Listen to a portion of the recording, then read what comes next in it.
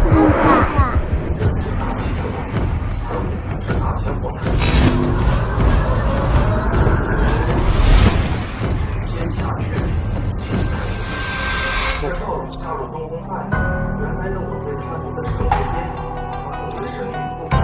你这样的美人，要是一心一意的对我，该有多好啊！慌慌张张，成何体统？赵平被太子殿下欺负了，混账东西，看我怎么收拾他！走。你哭什么？刚刚魂儿都快飞了，现在有什么好哭的？皇后娘娘驾到！儿臣向母后问安。皇后来兴师问罪呢？哼，皇后算什么？等会儿就让她知道我的厉害。哼，你还知道我是母后？站住！中宫乃是本太子居所，你一个小小的侍卫敢踏入殿内，活腻！我乃皇后娘娘贴身侍卫，负责保护皇后娘娘安全。贴身侍卫，高级点的看门狗。贴身侍卫。高级点的看门狗，狗东西，你这个刀要是拔出1寸，就是蓄意谋杀太子，罪同谋反，株连9族。现在，你再给我拔个刀看看，不敢吧？不敢就滚出去，再往前1步，杀无赦。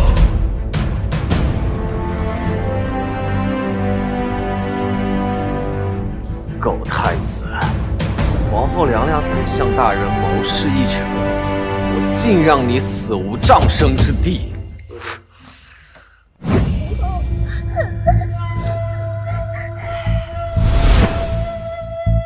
太子，放肆！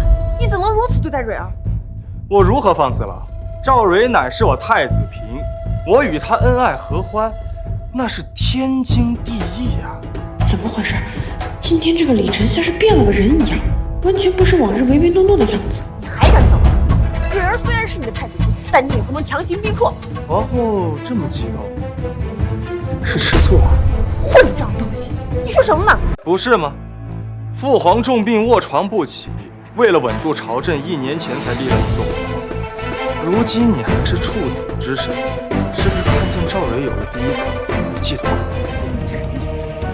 竟然说出如此污言秽语！皇后如此恼羞成怒，是被儿臣说中痛处了？你放开我！你不想要命了吗？你放了！牡丹花下死，做鬼也光明。要是被外人看见这一幕，我是死定了。可皇后你也慌了。太子，给我放开，否则本宫就算是死，也不会让你玷污清白的。你们赵家一直想毁了我，扶持你们的傀儡上我。现在要是被外人看见了皇后和太子一同贿赂，那你们赵家多年的基业岂不是全毁？你们赵家满门一个也活不了。我倒是无所谓，但你赵青兰真的不惧一死。平日那么废的太子，怎么会有如此之谋，如此胆量？我是破罐子破摔。要不然今夜你和赵蕊一起陪我共度极乐，明天一早咱们一起死。太子，你别冲动啊，有话好说。皇后娘娘，太子殿下，皇上呕血，情势危急，请速去乾清宫。今日之事，本宫不予计较，但绝无下次。若再敢得寸进尺，本宫定拿你是我。母后说笑了，有了这一次，当然也会有下一次。皇后，等等儿臣一同前去啊！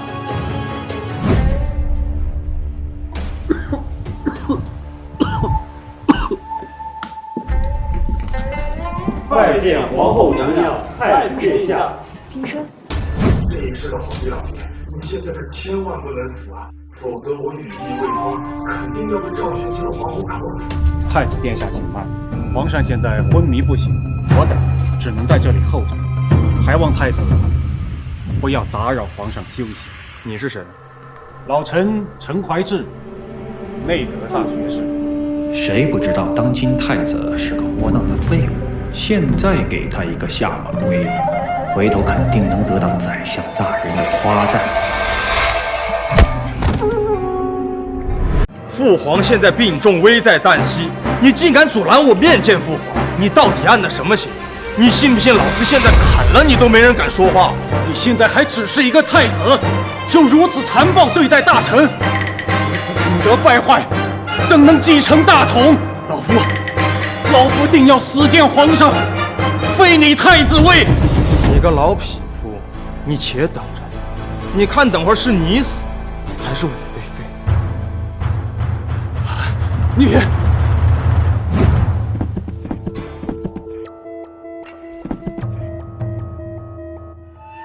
父皇，儿臣来了。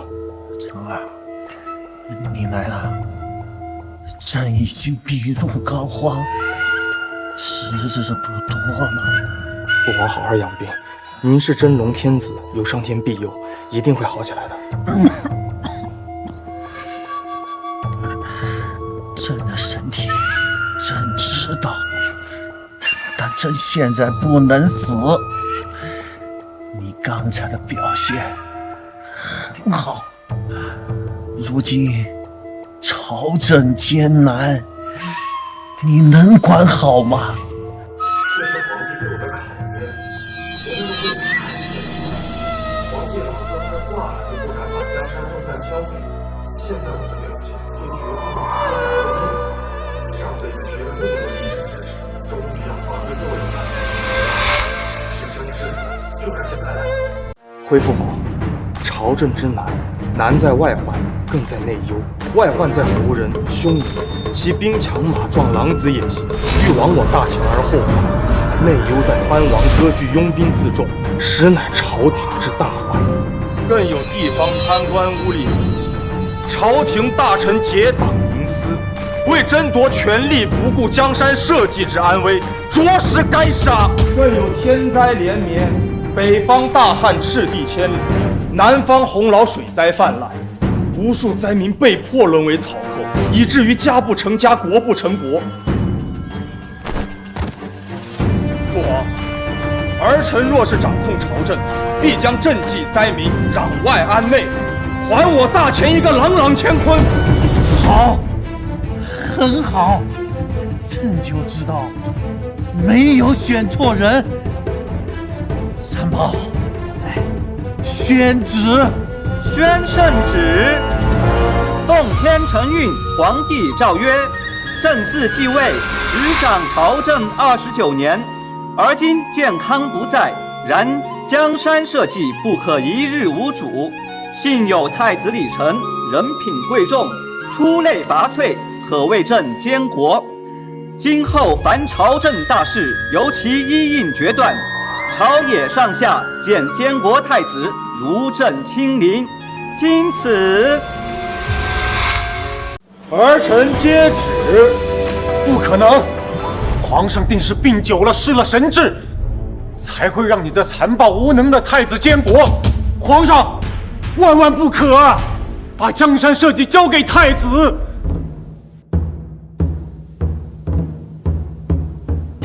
你拿刀要干什么？我是一品大学士，朝中重臣，宰相的左膀右臂。你一个根基未稳的太子，难道想杀我不成？陈怀志，父皇命我监国，圣旨上写的明明白白，朝政之事由我一应主政，见我如同见父皇。难道你想看我什不成？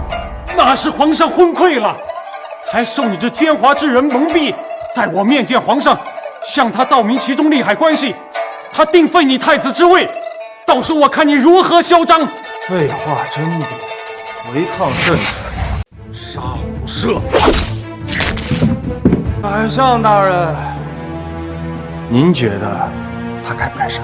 陈怀志是有错，但是太子的杀心也未免太重，一言不合就亲自动手杀人，这于朝政可不是好事。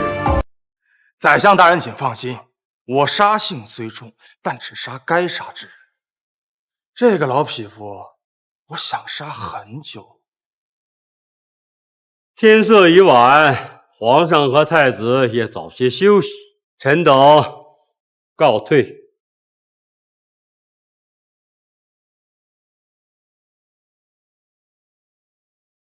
太子殿下，您擦擦手上的脏血。朝野上下无人服本太子监国，长公该如何自处？皇上将圣旨交给奴才时就吩咐过了，从今以后，奴才和东厂就是殿下手中的刀。甚好，本太子现在就有件事情想要长公去办。皇后进宫之后，找皇上求来了最年幼无知的九皇子，赵玄机也找大儒亲自教导。皇后和赵玄机的目的不言而喻。从现在开始，我要知道九皇子的一举一动。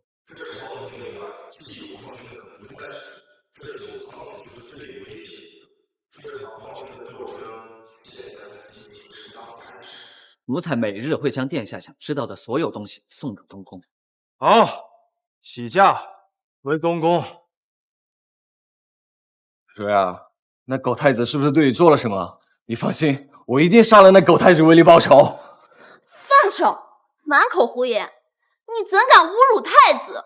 况且我现在是太子嫔妾，你应该尊称我为太子嫔。我尊称你一声为太子嫔。太子嫔，自从你住入东宫，是不是变化太大了？你难道忘了我以前是怎么照顾你的吗？胡说八道！我以前住在宰相家中，哪轮得到你来照顾我？我不过看你和我都是宰相的远房亲戚，和你多说了两句罢了。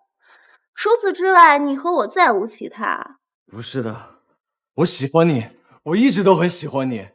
瑞儿，他是不是威胁了你？今天是不是强辱了你？你告诉我，如果是，我马上就炫下那狗头给你报仇！你你给我滚！再也不要让我见到你！你敢打我，贱女人！老子让你不练就擒，老子今天就先干了你，然后再去杀了那个狗太子！周晨，你找死！三宝，东厂厂公，东厂只听命于皇上，为什么会听命于你？你没资格知道。不，你虽然能调动锦衣卫，但我可是宰相大人的远房外甥，更是皇后娘娘的贴身侍卫，你不能把我交给东厂。交给东厂？你想多了，把这个以下犯上的狗东西拖到殿前杖毙！雨辰，你不能杀我，皇后娘娘和赵大人不会放过你的。我杀你算啥？要是赵玄机和皇后图谋不轨，老子一样杀！拖下去，狠狠的给我打100仗。要是没打够100仗，人就死了，剩下的你他妈替他受。诺。太子殿下，太子殿下饶命啊！太子殿下！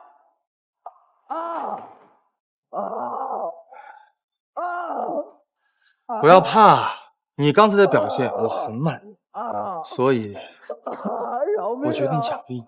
太子不要，太子饶了臣妾吧，臣妾还有点痛。女人就是口是心非，嘴上说着不要，然后可不会这么想。回禀皇后娘娘，侍卫首领周成偷偷跑去了东宫，被太子抓住，杖毙了。这个废物，已经死了个陈官人，多他一个周成又如何？殿下，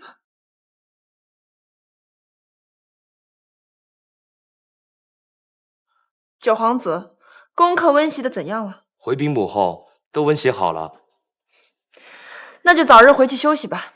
今夜你父皇让太子监国，但大前帝国只要一日未换新君，你就还有机会。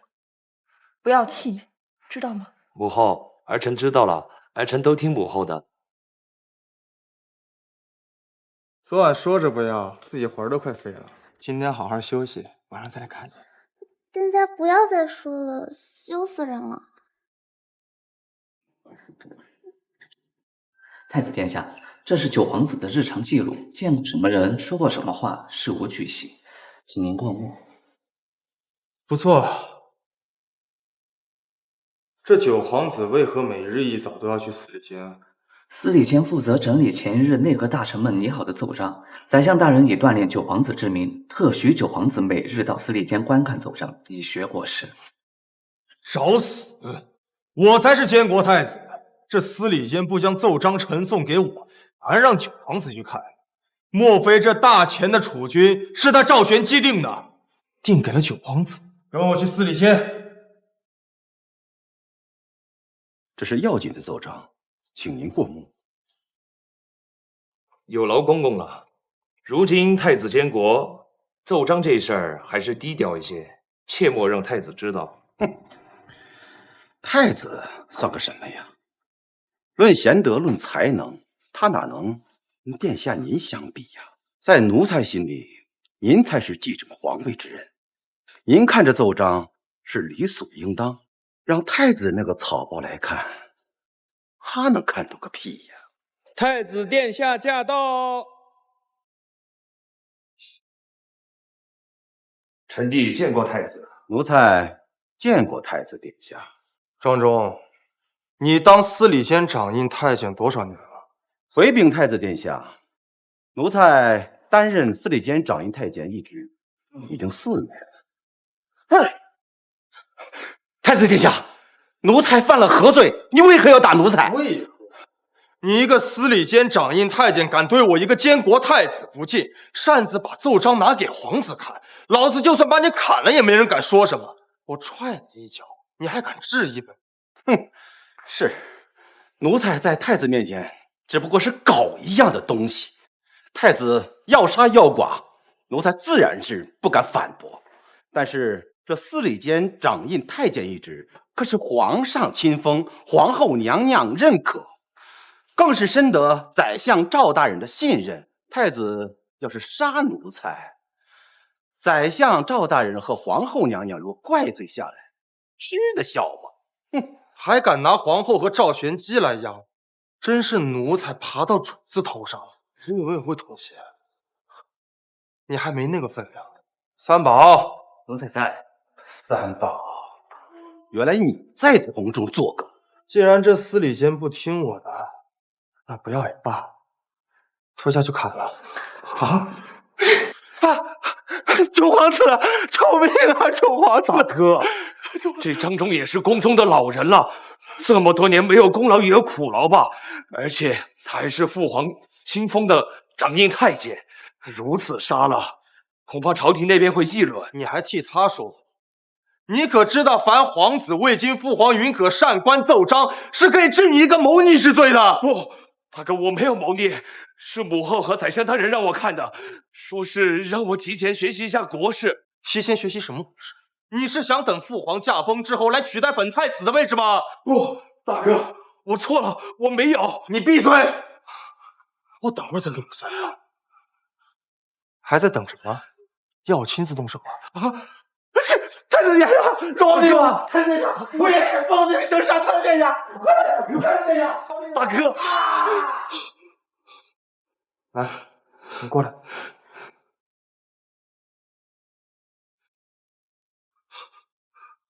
你我是同父异母的兄弟，我不想残杀手足，但是你要继续觊觎不属于你的位置，你活不长的。见过太子殿下，传皇后娘娘懿旨，请太子殿下和九皇子即刻赶往凤喜宫面见皇后娘娘。你简直太放肆了！你贵为太子，九皇子是你弟弟，你竟敢动手打他！我们杀了他，已经是看在皇上和你的面子上了。你说什么？你不要以为你是太子，本宫就没办法治你。擅自看奏章，这是多大的罪？我要是杀了他，也有罪。你先去偏殿温习功课，剩下的我和太子说。你也下去吧，我要和皇后娘娘说一些体己话。九皇子这事儿，知道的人还是越少越好。而且这是凤羲宫，太子定不敢乱。退下吧。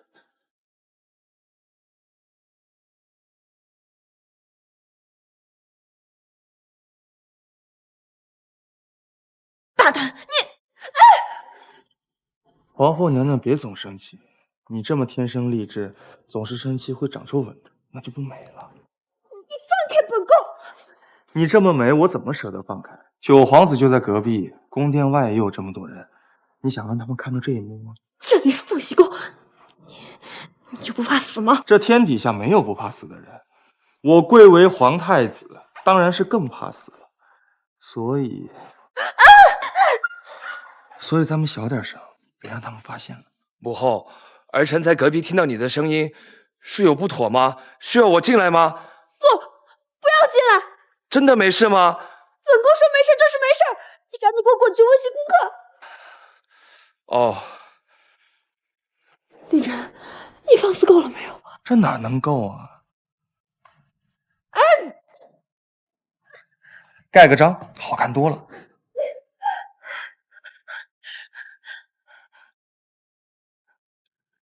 李晨，你个该死的家伙，滚！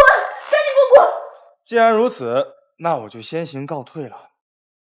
皇后娘娘，保重凤体啊！殿下，这是司礼监的奏章，奴才给您拿过来了，您请看。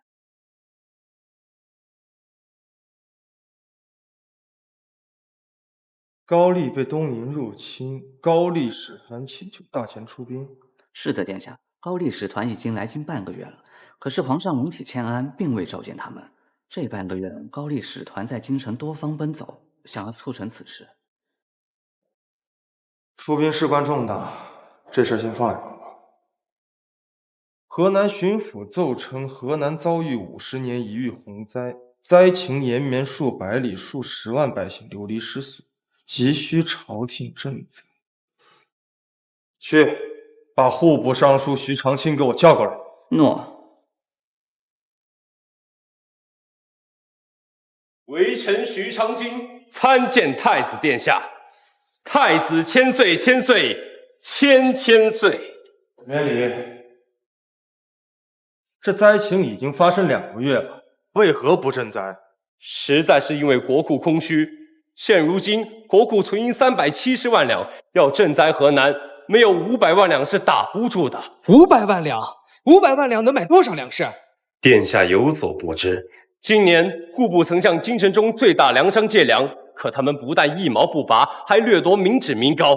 现在粮价飞涨，翻了10倍不止。微臣有心惩治，可他们背后都有人撑腰。你去通知京城中各大粮商，就说本太子今晚于东宫设宴招待他，敢发国难财，这些奸商真当朝廷不敢杀他。恩师，司礼监掌印太监张忠被太子斩杀之后，户部尚书徐长卿便去了东宫，与太子谈了竟有半个时辰，方才离去。一个太监，就算权柄再高，说到底他也是李家的家奴，死了也就死了。倒是那徐长卿这么着急就投靠过去，这是没有把老夫放在眼里。恩师，此事我们应当如何应对？去找一找徐长卿的马股，他一向两袖清风，看他不爽的人太多了。通知刑部尚书过来商议一下，我要让所有人知道投靠太子的下场。好，恩师掌珠在握，实属高明。对了，还有一事，听说今晚太子将在东宫设宴，宴请京城各大粮商。恩师，此事我们要不要干预一下？只要我们发话下去，就会有京城最大粮商胡家带领，到时候无人敢搭理太子，太子落得满脸灰，也会有些许尴尬呀。恩师，你看着办，让几个商人去杀一杀太子的威风，让他明白当今朝堂上到底是谁作子。明白，学生这就去办。太子殿下，京城最大粮商吴家家主称自己正在养病，不宜见风走动。其他小一点的粮商称胡家不来，他们也没资格面见太子殿下，因此也都没来。这群奸商真是狗胆包天！好啊，既然本太子请不动那胡家，那我就亲自去他府上走一趟，看看到底他病得有多严重。三宝，调动100锦衣卫，随我出宫。诺。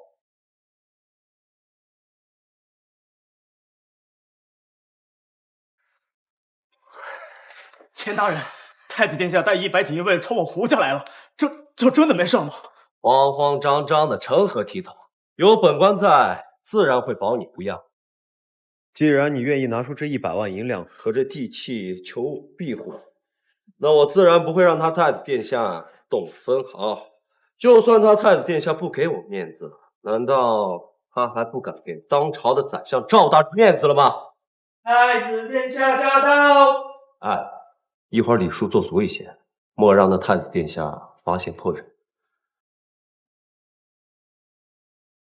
微臣钱汉拜见太子殿下。草民胡谦拜见太子殿下。太子殿下千岁千岁千千岁。你为何在这儿？回太子殿下，微臣与这胡谦正是好友，此时正在胡谦家做客。胡大富商不是病了吗？怎么又见得疯了？还是因为钱大人在这儿，所以才推脱了本太子的宴请？来，回太子殿下，微臣以为这其中怕不是有什么误会吧？太子殿下身份尊贵，岂能与一商人见识呢？您要是觉得下不来台的话，胡谦给太子殿下赔个不是。太子殿下，请原谅草民，草民本乃福心之举。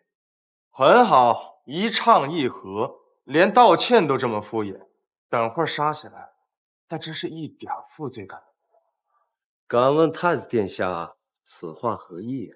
你身为京城府尹正三品官员，为何与一名富商交往密切？太子殿下此言差矣，微臣与何人交友，怕不算是罪过吧？不算是罪过。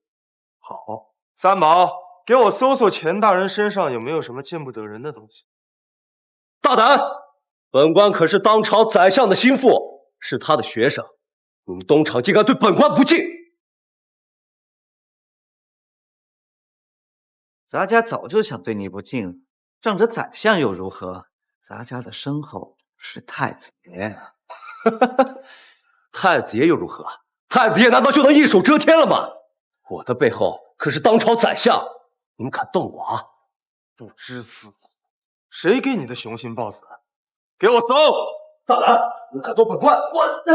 放开我！你们竟敢对本官如此无礼！太子殿下，你如此蛮横无礼，就不怕文武百官当要众口了吗？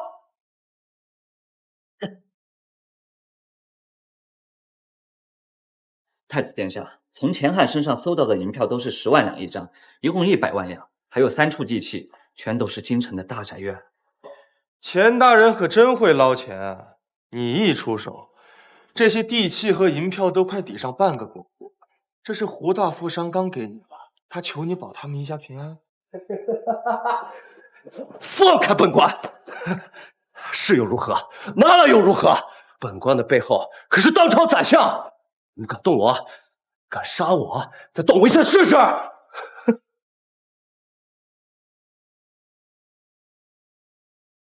找死！三宝听令，罪臣钱汉身为京城府尹，当朝正3品官员，不知皇恩浩荡，亦望圣贤教诲。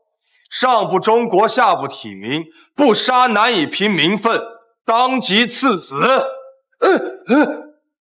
你怎么敢？太子殿下，太子殿下，微臣知错了，求太子殿下原谅。我不想听他废话，杀了吧。太子殿下饶命！太子殿下，听我解释。我不想听你解释，我给过你戴罪立功的机会，可是你却选择无视本太子的好。现在我只想借你的人头一用，给其他的梁商看，我相信他们知道该怎么做。你虽贵为太子，可我胡家也是奉公守法的生意人。你如此这般，你叫天下人如何安心？你要知道，你这么做，天下百姓可都看着呢。好一个奉公守法！如今天灾连年，每天饿死的灾民不计其数，你宁可守着你自己的粮食发霉，也不愿意以正常的价格出售，导致市面上米面的价格翻了不止10倍。这罪行还不够你死10次吗？当你发国难财吸百姓血的时候，你怎么不想着百姓正看着？如今报应来了，知道拿百姓当挡箭牌，你真当全天下的百姓都是傻子吗？三宝听令，大奸之商胡谦趁国难发财，以致民生沸腾，仍不知悔改，立即赐死。一应家产全部充公。完了，一切都完了，我后悔呀！我就不该听这钱汉王八蛋的，我后悔呀！早知今日，何必当初？赵兄，太子嗜杀成性，连您的得意门生钱汉都杀了，这完全没有把你放在眼里啊！您作为宰相，辅佐朝政，不能让太子继续放肆下去了。王兄，你如何看待此事啊？太子出掌监国之权，只知道用权杀人，让他再继续下去的话，朝政必将乱套，天下必将大乱。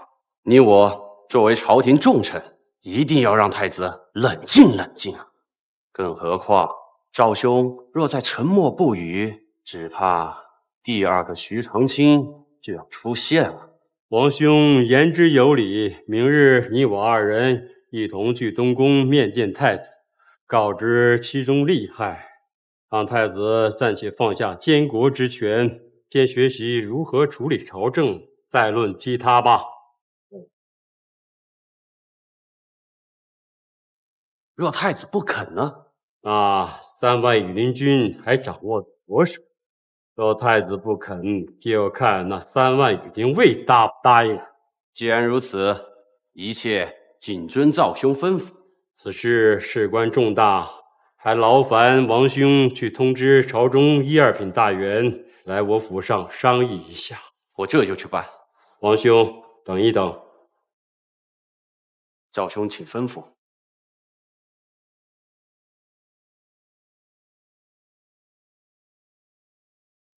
王兄，务必找人将这送往宫中，交给赵人，一定送到。太子，我希望你识相一点，不要逼老夫走最后一步。殿下，刚刚得到密报，朝中大半1、2品官员聚在赵玄基府中，商谈了2个时辰才离开。可探出什么事情了吗？锦衣卫的探子只知道赵玄基和王腾焕明天要到东宫面见殿下，具体什么事情暂时还不知道。看来我的所作所为已经让他们急了，他们已经不习惯自己头顶上被皇权压制，而他们现在最好的办法就是让我屈服，或者让我消失。奴才即东厂，愿为太子赴死。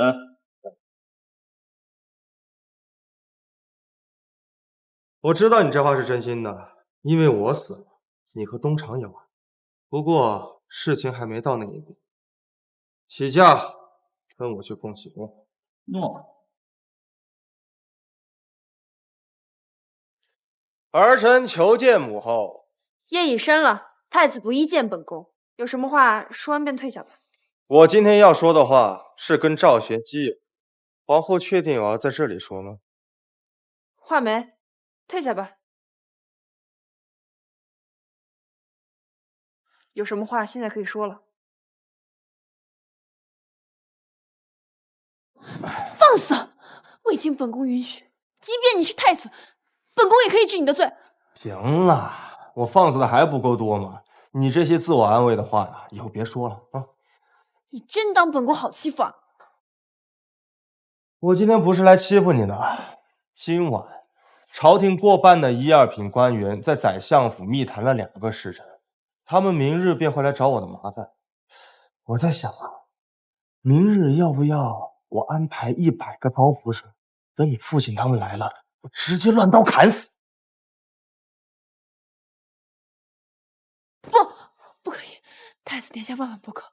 如果你真的这么做了，那京城一定会立刻陷入暴乱，大臣们人人自危，天下大乱都有可能。那些对大钱虎视眈眈的贼寇和外敌一定会趁虚而入的。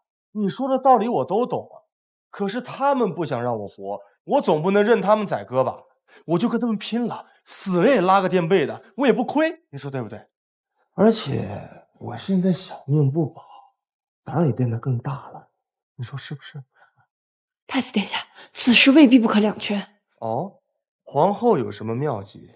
不如太子殿下放下监国之权，毕竟眼下你对朝中之事并不了解，不如去宰相身边学习，等到时机一到，宰相定会把监国职权还于殿下。皇后还真是赵家的好女儿啊，一心为着赵玄机着想，说着是两全之策，其实跟废了我有什么区别？那你是想鱼死网破了？我的真实目的要是告诉了你，不就等同于直接告诉了赵玄机吗？你爹忘恩负义，那我总要从你身上讨点利息。你不要得寸进尺。什么叫得寸进尺？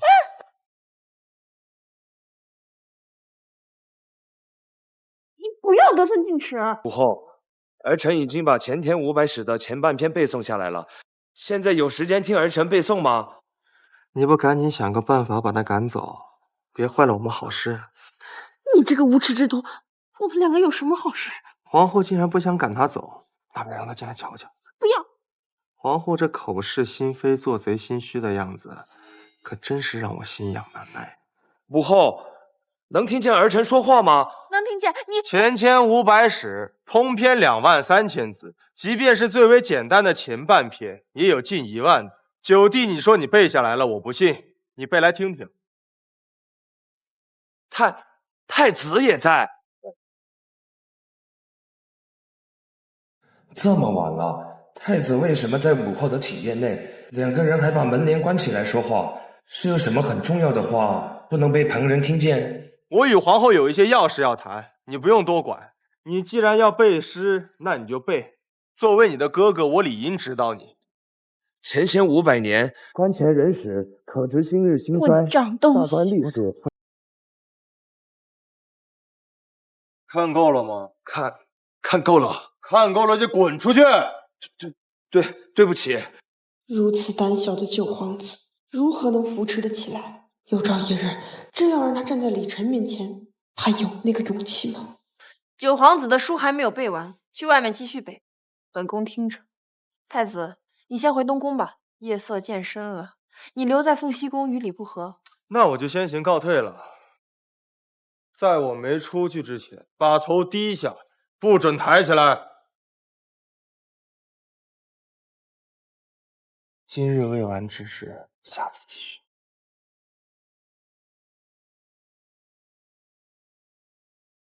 此药无色无味，服用之后100日内会暴病而亡，神仙难救，查无可查。你且伏在太子身边，听命行事。毒杀太子，这可是抄家灭族的大罪。太子现在又这么凶狠，但也没有说让我立即动手，那便走一步看一步吧，也没有说让我做出选择，说不定还有其他办法呢。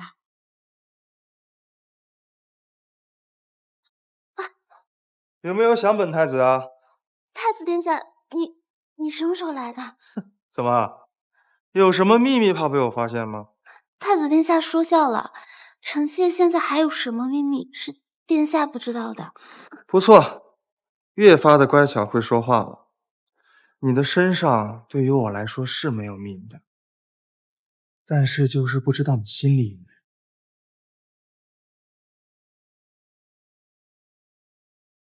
太子殿下，你怎么又……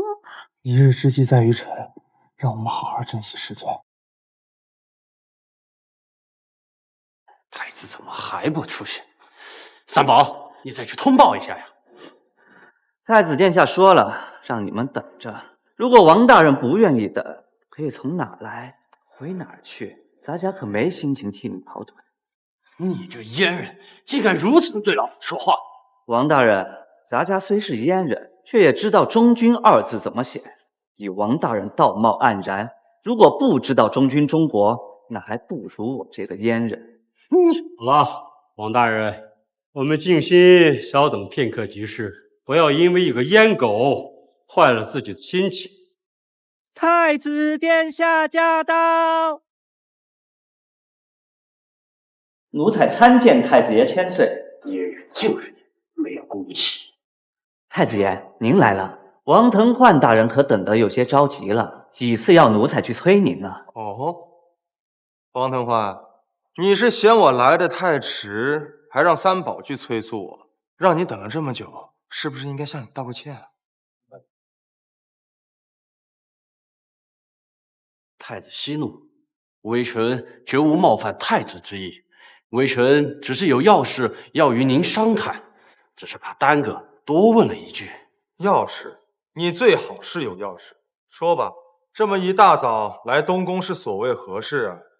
老臣斗胆，昨日太子出宫，杀了京城最大粮商胡家家主和京城府尹钱寒，并抄了他们两个的家，是否属实？确有其事。没想到这点小事还惊动了宰相大人。自太子监国以来，死于太子刀下的就有内阁一品大学士陈怀志，还有凤喜宫侍卫首领周成，还有司礼监掌印太张忠，加上昨日的京城府尹钱寒和粮商胡家家主，现在太子嗜杀成性，文武群臣无不心惊胆战，天下百姓无不人心惶惶。老臣辅佐陛下治理朝政几十年，深得陛下信赖。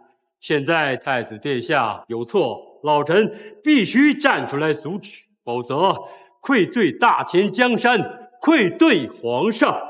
老臣恳请太子安心学习，暂放监国之权。请太子殿下安心学习，暂放监国之权。我要是不答应，如果太子殿下一意孤行，老臣只能死谏。文武群臣不能坐视太子乱来，天下黎民百姓不能让太子乱来，大前江山社稷更不能让太子殿下乱来。3万羽林卫应随时待命，愿共卫皇宫。到时只能把太子殿下软禁在冷宫，等陛下康复，到时太子殿下自然会明白臣等的苦心。你找死！父皇御笔亲赐的监国之权，你个老匹夫说收就收！你真以为这大前的天下是你说了算？你说我嗜杀成性，可我有错杀一人。宰相大人，你想知道那日我所杀之后所得没收的财产共有多少？太子殿下，事已至此，这些都是没有意义的挣扎。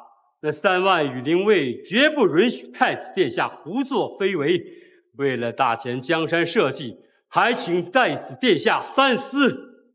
胆敢威胁本太子，你这个老匹夫真是胆大包天。幸好本太子提前准备了100锦衣卫，一定会在你羽林卫赶到之前，将你们2个老匹夫都弄死。三宝，三宝在。难道你对列祖列宗没有任何敬畏之心？难道你眼看着大前江山亡于你手？老子他妈是穿越来的，有什么敬畏之心？大前江山留着可我死又有什么用？杀了这个老匹夫，老君对凤喜宫最是放心了。这个人最强，他要死就要痛痛快快的死。太子殿下，太子殿下，皇上醒了，皇上要见太子殿下。这偏执的护卫，想着开始说话，能力无力的说话，只要给我足够的时间，你必定玩儿这个臭痞子。去乾清宫。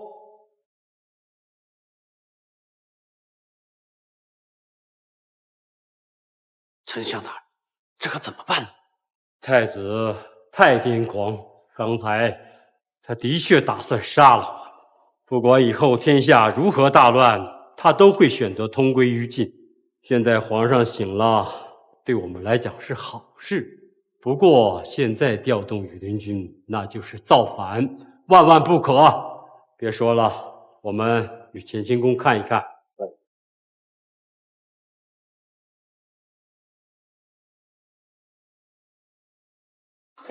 父皇，儿臣来了。成儿，这几日你都做了些什么事儿？老臣赵玄基参见圣上。圣上，您终于醒了！大千之福啊，大千之福啊！哎呦，你个狗东西！父皇刚醒，你现在大喊大叫，是想把父皇再次惊晕吗？三宝，从现在开始，任何人在惊扰圣上，杀无赦。是。你说。儿臣近几日斩杀了几名贪官，查抄了许多现银，国库压力大大缓解。接下来便是赈灾了。父宝，儿臣需要兵权，确保监国之位不被小人所动摇。太子妃去大将军府，就说朕让大将军的后人履行承诺，爹娶苏正廷之女苏锦帕为太子妃。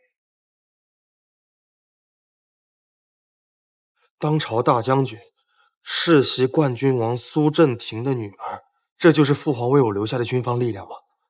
儿臣谢父皇隆恩。皇上，朕还没死呢。皇上，自有上天庇佑，一定会安然无恙。老臣必保江山无恙，太子无恙。希望你说到做到。臣儿，抓紧时间。皇上需要休息，各位请回吧。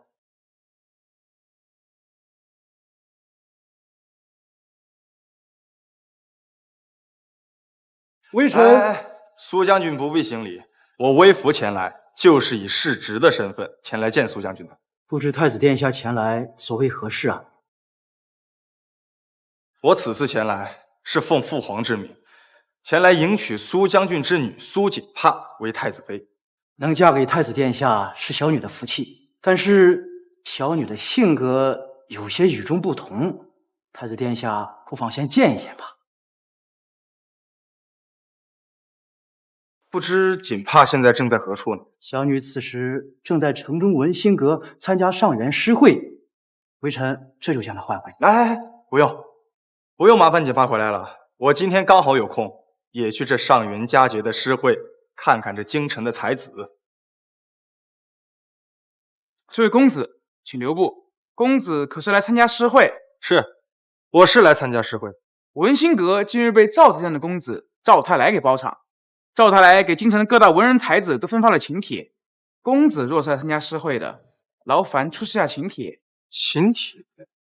我没有。没有请帖也可以。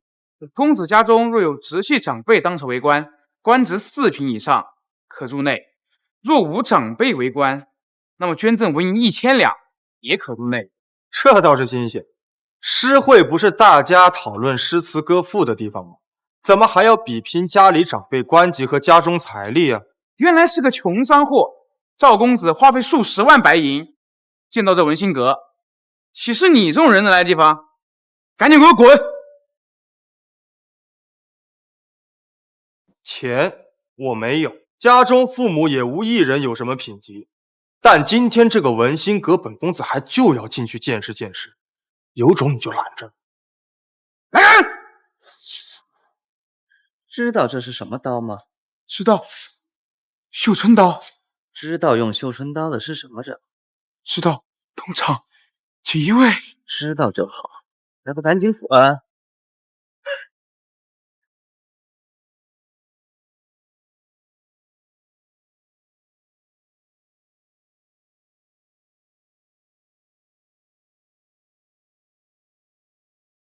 站住！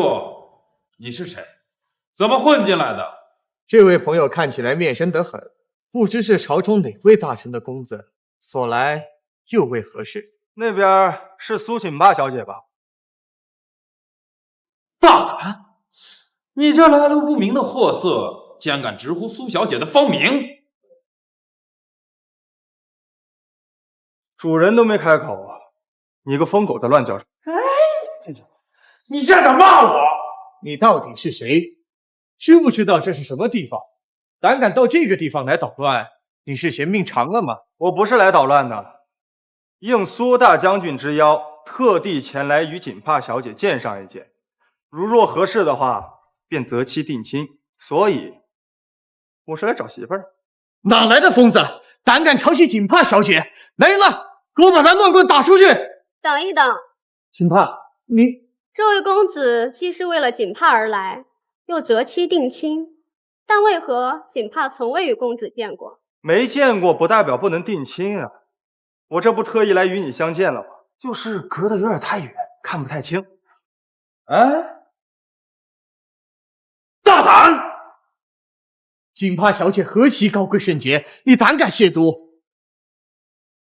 亵渎什么啊？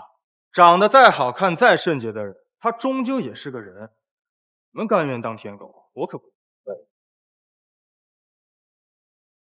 我说的对吧，锦帕小姐？锦帕虽与公子素未谋面，但公子说的几句话，倒也新鲜。你不会觉得我是个口出狂言的疯子吧？疯与不疯，都和我无关。公子现在既然看也看了，能否不要站在这里？不然实在尴尬。说的也对，还是坐着舒服。你这登徒子，赶紧离开锦帕小姐，我还能放你一马。否则，我父亲乃是当朝宰相赵玄机，我必让你乃至全族的人后悔。哎，就这种人啊，幸亏当初大将军拒绝了赵玄机的提亲，不然你嫁给他，不如早点死了算。你既然知道他父亲是当朝宰相，就不怕得罪了他？这天底下没有我不敢得罪的人，只有别人不敢得罪我。好大的口气，就不知一会儿怎么收场。你父亲告诉我，此物是我和你的定情之礼。狼牙玉佩，狼牙玉佩。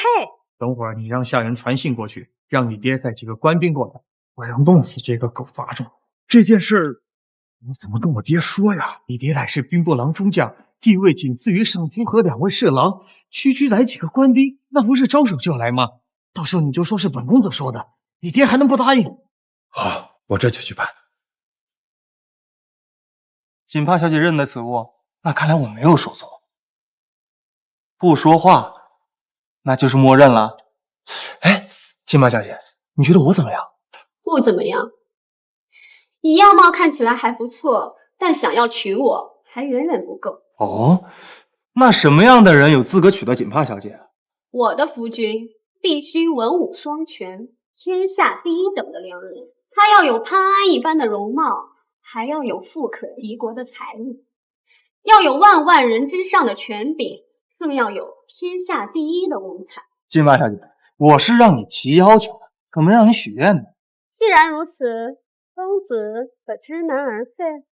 你的这种要求啊，对于他们这种普通人来说难如登天，不过对于我来说嘛，不过如此。哦，其他的先不说，公子自认有天下第一的文采，不知天高地厚，还天下第一文采，我看就是草包一个，胸中无半点墨水。说起来，赵公子这次不是上元诗会吗？你们京城大才子以诗词会友，那今日诗词的主题是什么？今日诗词的主题自然是上元佳会为题。你那么有本事，那就以上元佳会为题做一首诗，让我们看看你天下第一的文采。好啊，锦帕小姐刚刚说了，要天下第一文采才配得上她。我不展示一下，怎么俘获家人的芳心啊？我这一肚子的诗词歌赋，不拿几首出来装装逼，岂不知道这个书面是上元景，也就是元宵节，用什么诗词呢？有了，锦帕小姐，我来口述，你帮我写一下，如何？还请公子不要辜负锦帕的一片期待。定不负美人。这首词名叫《青玉案·元夕》。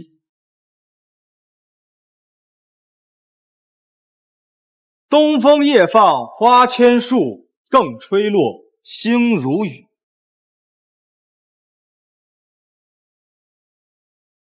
宝马雕车香满路，凤箫声动，玉壶光转，一夜鱼龙舞，蛾儿雪柳黄金缕，笑语盈盈暗香续。众里寻他千百度，蓦然回首，那人却在灯火阑珊处。这词也太神了，这文采堪称当世第一呀！这词上半阙寥寥几句，就将整个元宵节满城灯火的热闹描写得栩栩如生，仿佛身临其境。下半阙那句“众里寻他千百度，蓦然回首，那人却在灯火阑珊处”，简直是可以流传千古的佳句啊！这首词一出，足以冠绝古往今来所有的上元诗词，当之无愧的第一啊！锦帕何等有幸能够见证一首这样的诗词诞生。哎，锦帕小姐，你不是见证，而是参与了这首诗词的创作。在灯火阑珊处的那人，便是锦帕小姐你的。你好坏，公子，这首《青玉案·元夕》，锦帕非常喜欢，能否赠送于我？当然可以，这便是为你而写，赠予你，那是理所应当。待我落个款。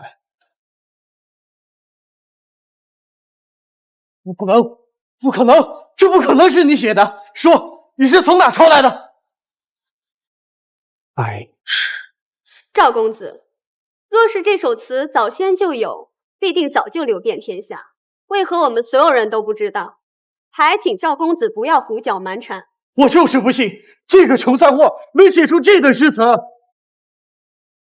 就是他，不仅辱骂我，还顶撞赵公子。我把他抓起来，押入大牢。没错，给我把他绑了！臭小子，我看你还怎么狂！把他押入大牢，我要让你求生不能，求死不得！等等，你们这是干什么？无妨。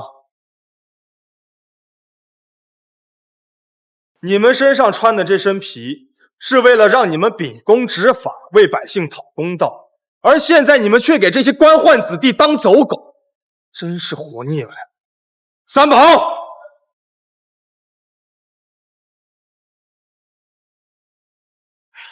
住手！放开我！放开我！你知道我是谁吗？我爹是兵部郎中将胡兰胜，你敢抓我？你爹是郎中将，你是个什么东西？可有官职在身？我说不出来就是没有了。三宝，把他和这2个官兵押回东厂，逐个审问，按照大前律法处置。诺。哎，做错了！哎，你是什么人？为什么可以调动锦衣卫？你们身为权贵之后，所穿所用所得皆为朝廷赐予，一个个不想着如何报效朝廷、报效国家，反而利用父辈之权在这里为所欲为。真当这大钱的天下是你们做主啊！一个个生的细皮嫩，却文不能安天下，武不能定乾坤，简直是浪费粮食。大前帝国皇太子李承宴，看在你爹和你姐的面子上，我今天饶你一命。记住，以后出门长点脑子，否则活不长的。殿下，出大事了！许长卿求见，说抄家胡氏所得的500万两白银被抢了。啥？今天出来够了，回去了。锦帕小姐，今日有事先走了，改日再来将军府找你。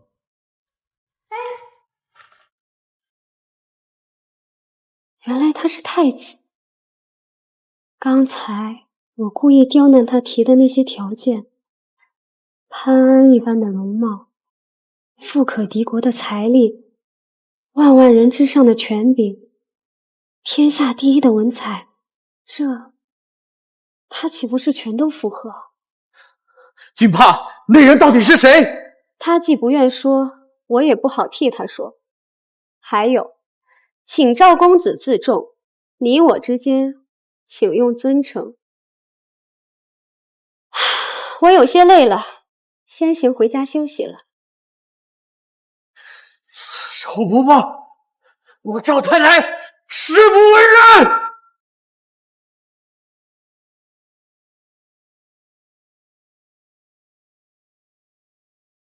太子殿下真的出大事了！胡家抄没的现银有500万两被抢了。500万两现银，天子脚下，就算是搬都要搬半天。你告诉我，现银被抢，被谁抢了？胡家这500万两现银巨款，并不在京城之中，而是存放在他们在通县开设的钱庄内。臣奉命查抄胡家所有资产，在清点完通县钱庄的库存后，就准备运往国库。可押运的衙役刚出通县，就被一伙人给直接抢了，所有衙役全部被杀，500万两银子不翼而飞。臣有愧呀，臣不敢有丝毫隐瞒，就直接来找太子请罪，请太子赐死。杀了你有什么用？你死了，那500万两现银能回来？押送此事都有谁知道？除了臣以外，还有通县县令等人知道。京城这边，户部也有不少人知道。通县附近都有什么势力？羽林卫副指挥使柳宾成率领的东大营，就在通县附近。三毛，派出查案的好手，给我调查一下羽林卫东大营的情况。同时，通县县衙的所有人给我带回来，严加审问。户部这边你自己去查，所有人一查到底。殿下，如此大的事情所牵涉恐怕不小呀。不管牵涉到什么人，给我一律拿下，敢动我的影子，我保证会让他死得很难看。太子爷，臣先来约事了，实在没办法伺候太子爷。怎么没办法？你还有其他的方式可以伺候我呀？还有这种方式，这怎么行呀，殿下？你要……当然可以，我在书中看见过。殿下还看过这种书？别问这么多了，先办正事要紧啊！殿下，我还没有准备好。要不臣妾先去漱个口。这事有什么可准备的？实践出真知，来吧。殿下。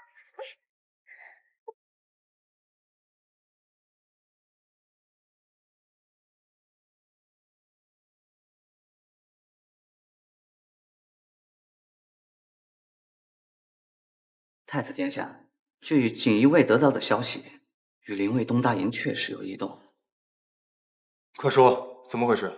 羽林卫东大营突然关闭了大营正门，锦衣卫在附近打探，得知他们之前确实派出一小队部队出去过，而且东大营门口有很重的车轮椅。真是胆大包天，刘冰城，该死！殿下，羽林卫作为守卫京城的精锐力量，战力很是强大。若是你要对刘冰城动手，要做好万全的准备啊！我自有计较。去把苏将军请到东宫来。是。微臣苏振廷参见太子殿下。事情三宝应该和你说了吧？微臣都知道了。殿下需要微臣做什么？我就想问问，这柳宾城和赵玄机是什么关系？他两人没有太多联系。羽林卫中分为2大派，实力最强的是指挥使赵建业，他是赵玄机的侄子，由赵玄机一手扶持上位。另一派是副指挥使柳宾城，他是羽林卫中的老将，从武10多年，一步步走到今天这个位置，有一帮忠实的老部下。大将军，本太子想亲自去一趟东大营，捉拿柳宾城，可否愿意同我一同前去？哈哈哈哈！殿下列置千军万马，微臣也无惧。更何况羽林卫中用不少军官，乃是家父当年帐下的小兵，多少也会给我一些薄面。那就再好不过了，请大将军即刻与我一同前往。是。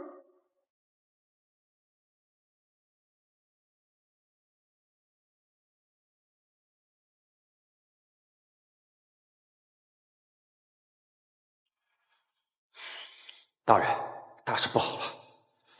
父亲发现了锦衣卫的踪迹，太子肯定是调查到我们了。怎么办？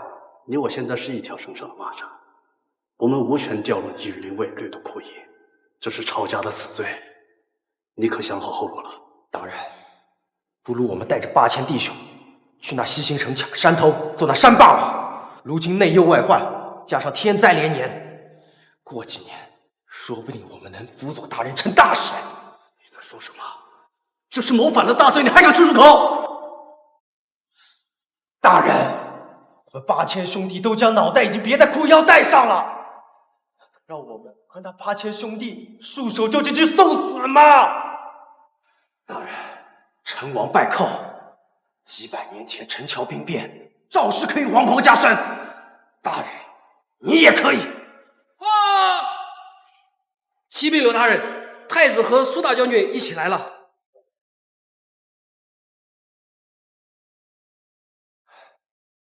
大人，太子肯定是来兴师问罪的，不如我们将他给绑了，挟天子以令诸侯。胡说八道！你说把太子绑了，你要被多少人笑死？到时候各地藩王必定立刻出兵，不仅你我死无葬身之地，还反倒给他人做了家业。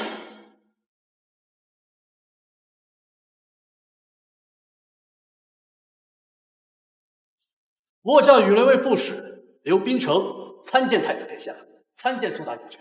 末将参见太子殿下，参见苏大将军。柳副指挥使，我就开门见山了。朝廷刚丢了一笔500万两白银，你可知道下落？启禀太子殿下，末将闻所未闻，一无所知。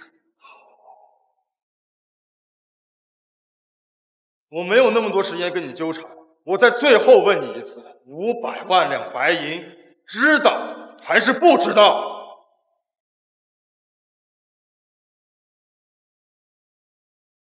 太子，你在干什么？你是想杀了我吗？别忘了，这里可是东大营。东大营怎么了？东大营就不是我大钱的国土了？三宝公公，我知道你实力高深，等下若是兵变，你第一时间带着太子殿下赶回皇宫，我留下断后。不敢回答我，你是承认你私藏的？太子，你不要欺人太甚。来人！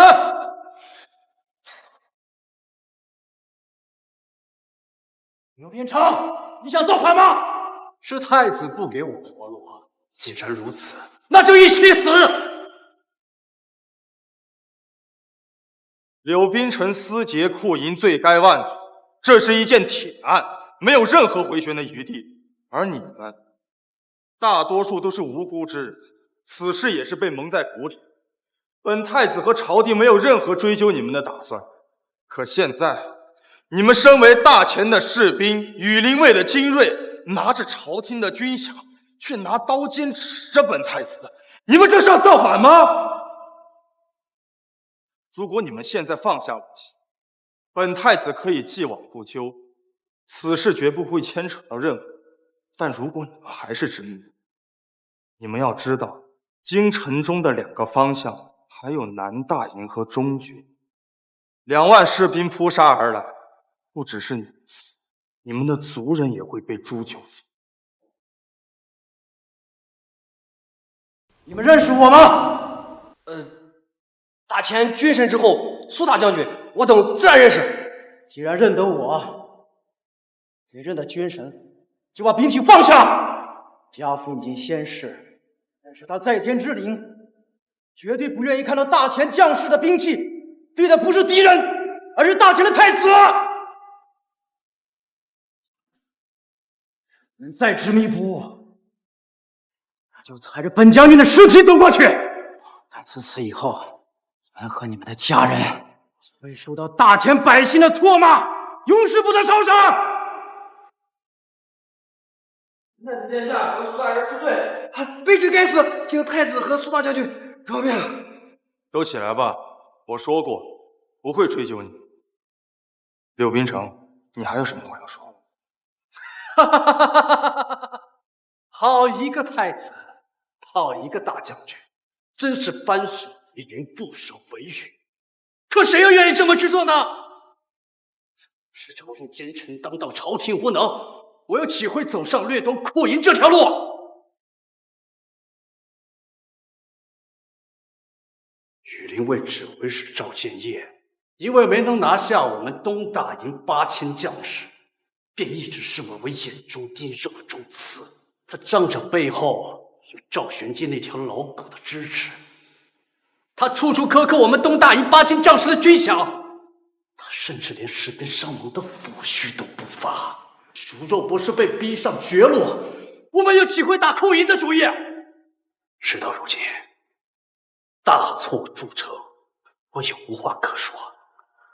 我情愿一死，只求太子能够信守承诺，在我死后，不要对我8000将士秋后算账。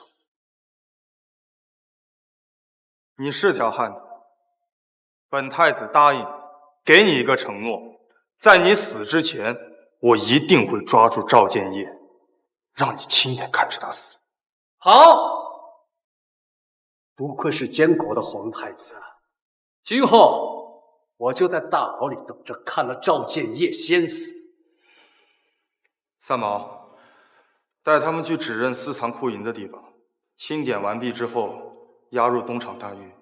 记住，不要苛待他们，让他们安心走完最后一程。诺，谢太子。请安。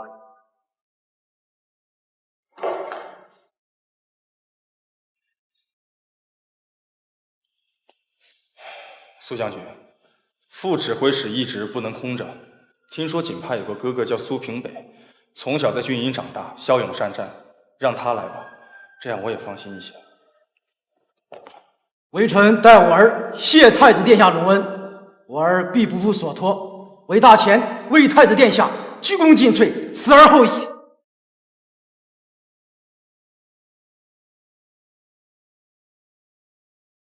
天天吃御膳房做的东西也腻了，今天心情好，出来换换口味。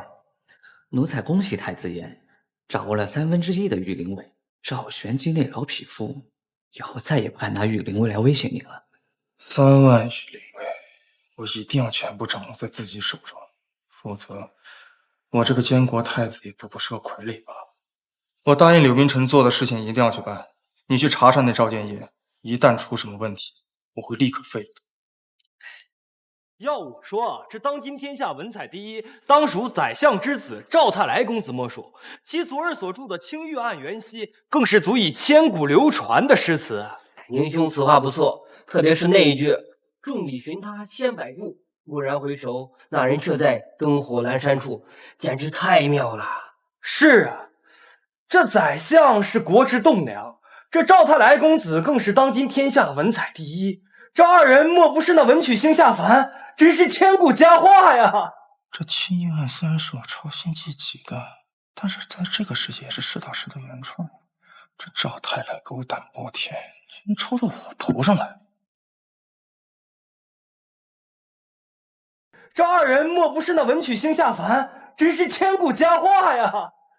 两位公子，据我所知，这青玉案好像并不是赵太来公子所写，而是昨日文心阁当中一位身份神秘的公子所写。女扮男装，有点意思。你是何人？竟然敢在这里大放厥词？你可知道这流传千古的诗词，不是赵太来公子所写，还能是谁？千古流传的诗词，就一定是赵太来所写吗？看来你们这大钱的世子，也不过都是些溜须拍马之辈。放肆！居然敢侮辱赵太来公子，居然敢诋毁我大前世子！人家实话实说，就是抄袭，就是诋毁。你这书生读圣贤书，到底是为了报效祖国，还是为了抱赵家的大腿啊？你又是何人？敢这样对我说话？你知道我是？你还不配让我知道你是谁。三宝，把这2个败类赶出去。走吧。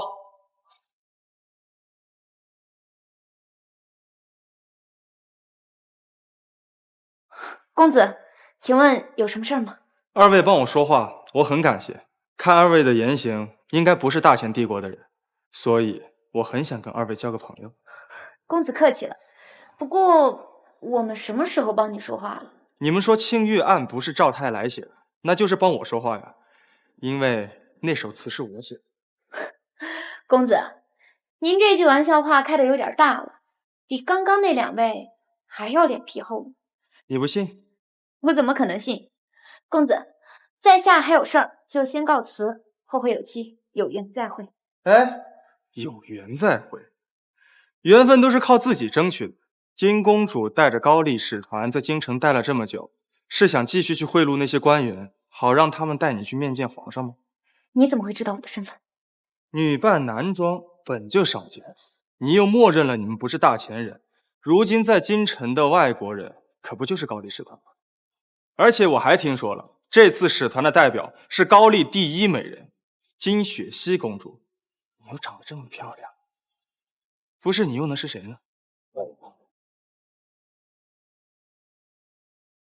公子真是聪慧，仅凭一些蛛丝马迹就能猜出我的身份，嘴巴还这么甜，让人讨厌不起来。只是不知道公子在此戳穿我的身份是要做什么呢？你这侍女在旁，有些话不方便说，不如把她请出去，你我2人单独聊聊如何？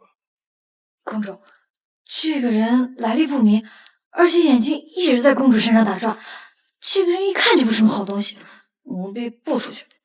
现在国内形势危急，父皇还不知道能撑多久。此人看上去颇有身份，说不定真能帮我。公子，既然你已经知道我的身份，那想必也会知道我来大秦的目的。公子能否帮得上忙呢？此事我只跟公主单独谈。山鹰，出去。公主，这个人不安好心，你跟他单独待在一起，我不放心。出去。公子，现在可以说了吗？你想面见皇上，那根本不可能。既然不可能，那你是在耍我。公主别急，皇上重病卧床不起，见他也没用。现在一切朝政都是英明神武的太子殿下在打理，求见皇上不如求见太子。永德皇帝病重我是知道的，可是大秦帝国的朝政似乎一直都是宰相赵玄基处理。至于你说的那个太子殿下，似乎并没有那么重要，更谈不上英明神武了。太子殿下以前确实不行，但是自从他开始监国以来，早已掌控了朝政大权。你想让大秦出兵帮高丽打仗，这种事情，赵玄基是没胆量答应的。说的也是，大臣的权力再大，也不能决定这种事情。那看来要让大秦出兵，只能从这个监国太子身上下来。那公子可有出路？我肯定有门路啊！你想见太子殿下，对我来说那就是轻而易举的。真的？你想要什么？银两、珠宝，我全都有。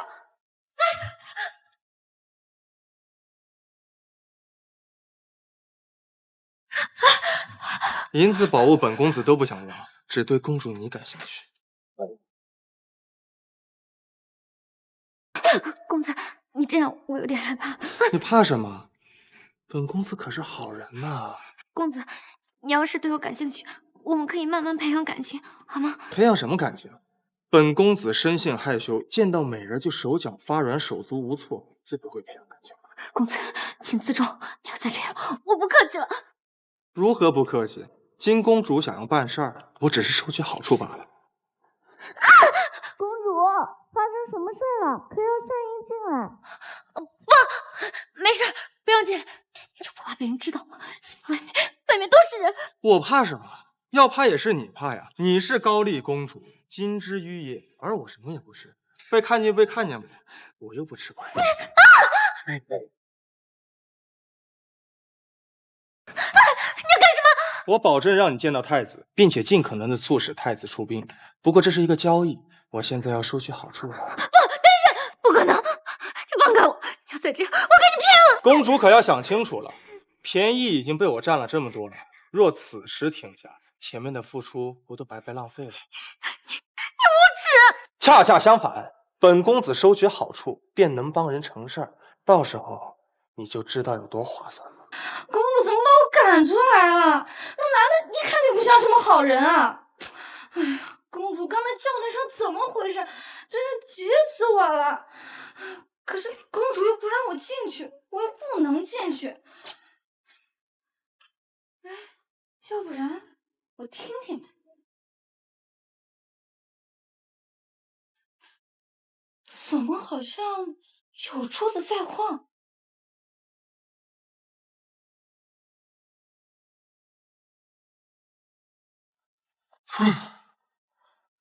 公主殿下放心，既然你给了我好处，我必然会帮你把事情办了。3天之内，太子肯定会召见你。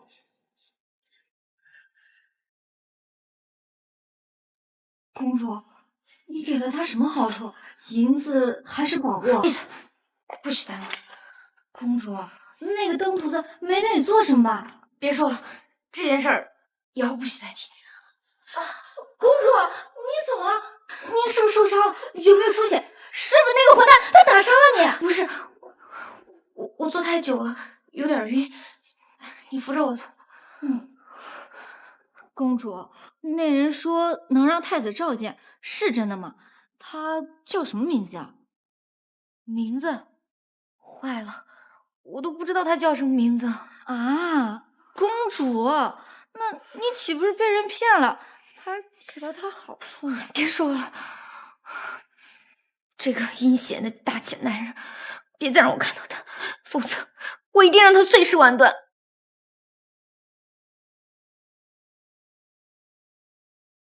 太子殿下，刚刚接到线报，前段时间曾有宫外人士与太子妃私下接触，不知道给了太子妃什么东西，只是时间太短，不知道他给了什么东西，也不知道他们说了什么。赵玄机、赵蕊这枚棋子，你终于打算动了。殿下来了。不必多礼。说起来，太子嫔当日被安排送入东宫，为的就是监视和蛊惑我吧。眼下的任务也算是失败。赵玄机没给你安排其他新的命令。殿下，我没有。没有。赵玄机处心积虑的叫你送到我身边，眼下的局势对他越来越不利，他怎会不动用你这枚棋子啊？殿下，臣妾真的没有。你不用紧张，我还没打算杀你，不然就不是我和你讲话，而是东厂锦衣卫的赵玉同你讲话。求殿下开恩，臣妾从今以后对殿下绝对一心一意，再也不听赵玄机的派了。既然美人都这么说了，那我就给你一次活命的机会。以后赵玄机联系你，无论他安排你做什么，你都给我答应下，然后原封不动的告诉我。明白了吗？臣妾明白，臣妾明白。太子爷不好了，金郊涌入了近10万灾民，聚集在雨林卫南大营附近。赵县爷竟然直接下令砍杀灾民，已经死了上千人了，现场血流成河。这赵建业他妈的疯了吗？敢杀灾民！让赵玄机那个王八蛋给我滚过来！殿下，老臣得知消息，立刻就赶过来。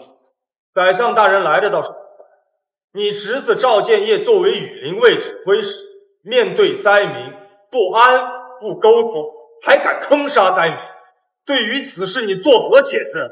老臣也不知内情，但这其中必有原因。有什么原因可以让他坑杀无辜灾民？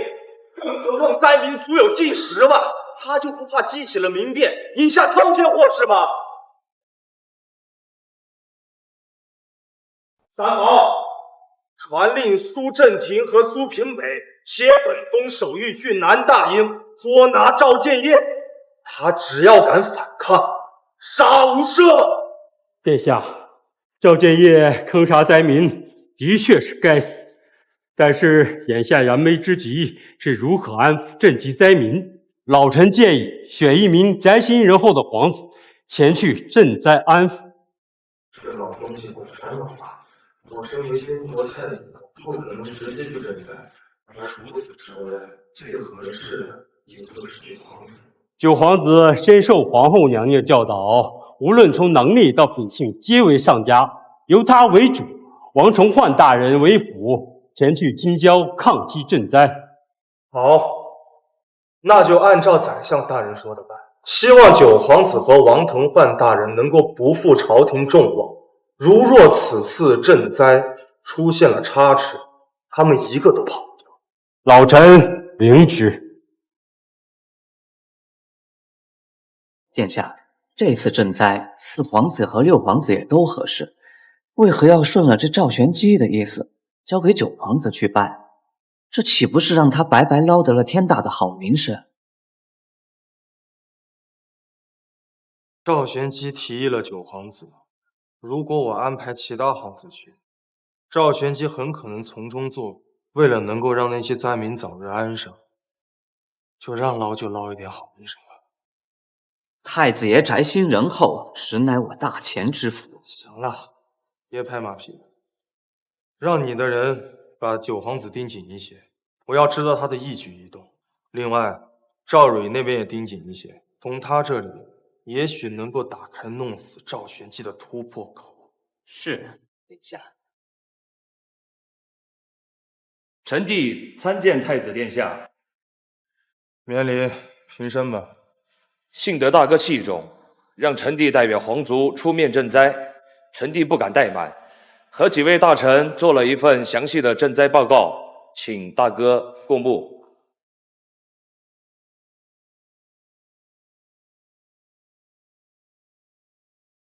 需要户部出资100万两购买粮食和物资，需要工部派人搭建临时棚屋，需要太医院派出太医救治生病受伤的灾民。别的我先不说，就这一点灾民，100万两白银，你觉得合理吗？大哥，如今大前帝国寻常百姓1户5口之家1年的吃穿用度也不过才5两左右，100万两白银足够10万人2年的吃穿。你现在还觉得这个数字合理吗？如果加上修缮房屋，而如今粮食的费用又飙升，如此看来也不算离谱吧？不算。老九，我看你是昏了头。给灾民搭建的普通防寒的棚屋，根本不需要什么讲究的做工用料，能够防寒就行。你觉得这能花多少？你说的粮价飙升，我之前已经杀了大粮商胡谦，粮价早已压下来，更何况是朝廷出面买粮，有几个不长眼的敢胡乱整？可房屋的搭建、粮食的搬运和发放，这些都需要人力啊！护送粮食、修建棚屋，这些灾民自己就可以出一份力，这又需要花多少人力钱？你傻乎乎的出面要100万，最后都进了各级官员的口袋，留给灾民们入手。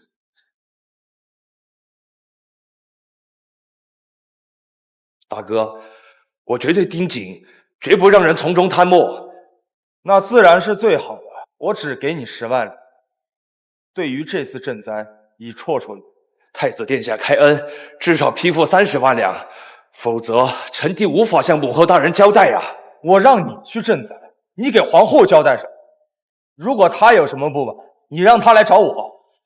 太子殿下是否不想让臣弟把赈灾的事情办好，以致让天下的人说臣弟仁慈，然后故意刁难？你放肆！太子殿下息怒，臣弟说错话了，臣弟放肆了。我若是故意刁难你，根本不会同意你去做这件事情。你以为赵玄机把你推出来，我就不得不答应吗？只不过是因为让你出面做这件事情，赵玄机和各个大臣能够全力配合，为了能够让灾民早日安生，我可以做出妥协。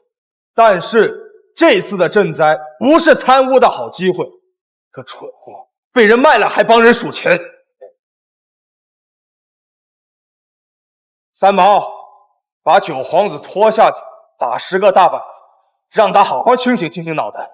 不，太子殿下，臣爹错了。太子殿下！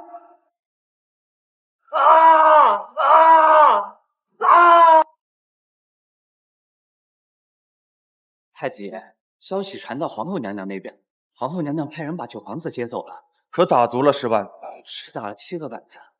混账东西！把人给我拦下来！今天就算是天王老子来了，也得给我打足10板子！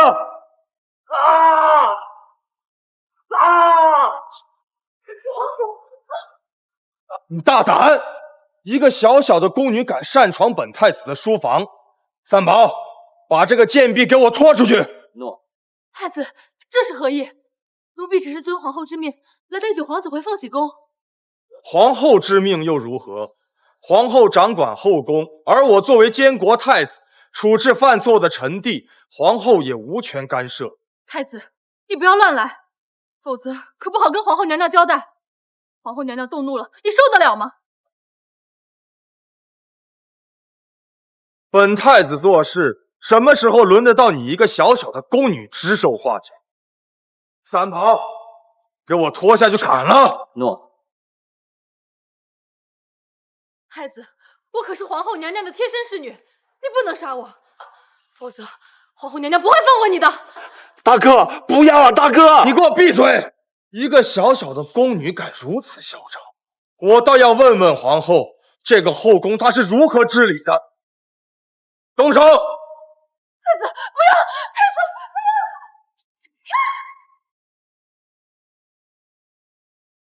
启禀太子殿下，那宫女已经伏诛。剩下的3板子，继续给我打！我就站在这儿，我倒要看看有谁敢阻拦。皇后娘娘驾到！儿臣参见母后。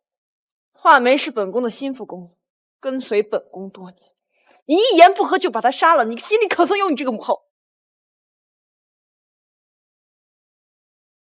我眼里何时没有母后了？母后你是知道的，儿臣平日有多在意。可是那宫女虽然跟随了你多年，但她当众顶撞了儿臣，儿臣杀了她，是为了严奖惩、立法度、正规矩。如此说来，本宫还要夸你了。母后谬赞了，儿臣身为监国太子，只是做了该做的。画眉说破天也不过就是个宫女，本宫不能将你如何。但大前自开国以来便以孝治天下，你身为监国皇太子，如今对手足兄弟如此残暴，你父亲昏迷不醒，但还有本宫，本宫岂能让你如此胡作非为？若非大前以孝治天下，若非兄有弟恭，这个不争气的弟弟，我早就杀了。什么？你竟然要把九皇子给砍了？你如此大逆不道，如此无法无天，你就不怕本宫设令把你禁足，等你父皇清醒之后，把你的监国之权收回吗？九皇子于袭政殿对我不敬，长兄如父，父皇如今无法亲自管教他，我这个当哥哥的，自然是要代替父皇好好责。九皇子犯了什么错，需要受如此责罚？他不知民间疾苦，第一次赈灾便被那些大臣忽悠着要100万两银子。如果那些银子从国库掏出来，被那些大臣中饱私囊，我岂能当？因我降了他的预算，他心生不满，便斥责我说是为阴谋故意为难。他不想想，如果不是为了那些灾民，我为何要让他出面？九皇子如此不恭不敬，我作为长兄，自然是要好好管教。三宝，奴才在。将没打完的板子继续打完，狠狠的打，让九皇子好好长长记性。啊！母后，救救儿臣啊！母后，住手！我执意带走九皇子呢。打完之后，皇后娘娘可以带走他，但现在任何人都无法阻拦。你眼里还有我这个母后吗？母后，您可是要后宫干政。开国之初，大前太祖立下圣训，绝不允许后宫干政。120年前，宣仁宗时期，贵妃刘氏恃宠干政，宣仁宗之皇叔去太庙请来了太祖圣训，于湖心阁杖毙贵妃刘氏。湖心阁如今依然在，皇后娘娘可曾去过？好，你这个太子，连我都想杀！这么倾国倾城的皇后，我还没睡走蛇杀呢。可是本太子树立起来的权威，绝不允许任何人破坏掉。如果今天让皇后压我一头，以后谁还会听我的话？啊！三毛，去换太医来，给九皇子好生安置。诺。儿臣所作所为，实属无奈，还请皇后娘娘好生教导九皇子。儿臣告退。没用的东西！三毛，高丽使团这2天可有什么动静？据锦衣卫传回的消息，高丽公主那日回到驿馆后，心情似乎很不好。不过赵玄机之子赵太来之前意外遇见了高丽公主金雪熙，便疯狂地迷恋上了她，日日寻找机会接近。因为她的身份，金公主也不敢不理她。走，换身衣服去驿馆见见金公主，也该给她个定性。金公主，你最近是不是遇到什么麻烦？这2日都不愿意见我，无论遇到什么事，在这京城一亩3分地，我定能帮你办妥。赵公子，别人不愿意见你，你怎么还死缠烂打的？是你到这来干什么？我当然是来找金公主的。金公主连我都不见，会见你？除非你强闯。不过这可是关系到2国外交的大事儿，小心你的脑袋。我可不用强闯，金公主会自己请我进去。金公主啊，我是那日替你办事之人，现在事已办妥，特地前来告知。是你？你这个混蛋，你还敢来见我？等等，事情办好了，你快进来。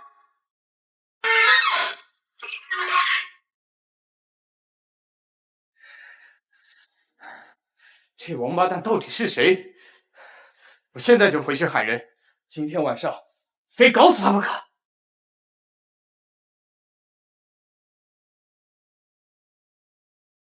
门外那位可是大前宰相赵玄机的儿子，连他你也敢得罪？一个纨绔子弟而已，我根本没放在心上。你有没有礼貌？你们大清自诩天朝上人，人人皆有礼数，怎么出了你这么个？咱俩都已经发生肌肤之亲了，还在乎这些虚头巴脑干什么？我不愿意你多说。你刚说事情办成了，太子愿意见我了吗？见太子嘛，说简单也简单，说难他也难。你还敢戏耍我？这里可是驿馆，我们高丽使团也不乏高手。你信不信我一声令下，就把你捆在这儿？公主，听本公子说完。干什么？本公子想吃葡萄了，你喂喂。休想！我再落魄，也是高丽一国公主。你把我当什么？你的奴隶吗？那你想要见太子可就难了。金公主，你说你连最重要的清白都付出了，还在乎这点小事？西瓜都丢了，难道还因为这点芝麻功亏一篑？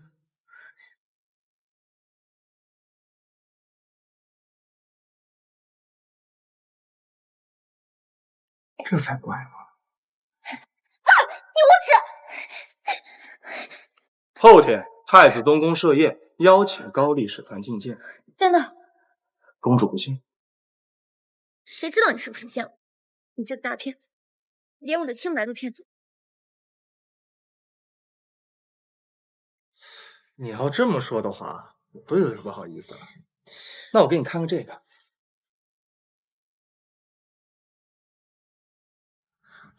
这玩意儿可做不了假，不然几个脑袋都不够掉。公主这下行了。这是我的请帖，快还给我！哎，公主，事情我已经办妥了，公主准备怎么报答你？你放手！公主，事情办好了，现在你想耍赖？谁赖账啊？你明明已经得到我了。哎，这话你就说的不对了。你昨天吃了饭，今天就不吃了。更何况是公主这般的美味珍馐。本公子给你办事儿，办成了就是办成了，只此一次，终身服。可你就给了本公子一次，爽完了就没了。本公子不是吃大亏了？满嘴污言秽语，我不听。不听就不听嘛，反正你等会儿叫的会比本公子说的污言秽语多。无耻！当时我喊人了。你喊啊？你真敢喊人来看啊？本公子能让太子设宴，就能让宴会取消，信不信？恨你！恨到深处就是爱。王八蛋，给我滚出来！老子今天带了30多个人，全是军中的百战好手，今天你死定了！少公子，刚捡了一条命回去，现在又来生死问。狗奴才，少扯虎皮，赶紧叫你家公子给我滚出来！我家公子正在和高丽公主畅谈，来了兴致。今晚在这过夜也不是不可能，你说出来就出来了。来人，给我把这狗奴才双手双脚砍断，然后去把那个什么公子给我拖出来。我家公子料事如神，早料到你要找死，所以羽林卫也该到了。门外来了羽林卫百名战士，已经把你的人都拿下了，你还不束手就擒？怎么可能？别乱动，不然你小命不保。你知道我爹是谁吗？你居然敢拿刀对着我！你这混蛋，你究竟是谁？金公主，你怎么堕落至此啊？是不是这个混蛋逼你的？你告诉我，我赵太来发誓，我一定把他剁碎了，拖出去喂狗！大胆！休在这里大呼小叫！金公主，金公主，这下你满意了？哎，这个人真龌龊，非要我剥那葡萄给你吃，演给那个赵太来看。他父亲可是赵玄机。怎么，公主是担心我得罪了赵太，引来赵玄机的报复？算了，你这个人啊，自己想死，谁都拦不住。公主还是别担心我的为好，好好筹备一下后天的晚宴，想想怎么劝服太子殿下不用出兵。至于现在呢，公主殿下，你就再陪本公子好好乐乐。你怎么还能行啊？因为我年轻，身体好。慢点，轻点。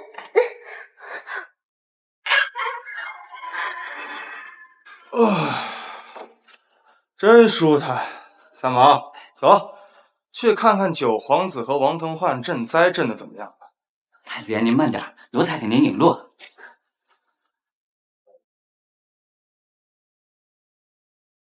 太子爷，前面就是周棚，正在施粥。过去看看。粥好，好粥好，粥好。马镇长，排队。大人心情好。大人能再给点吗？你别下一个。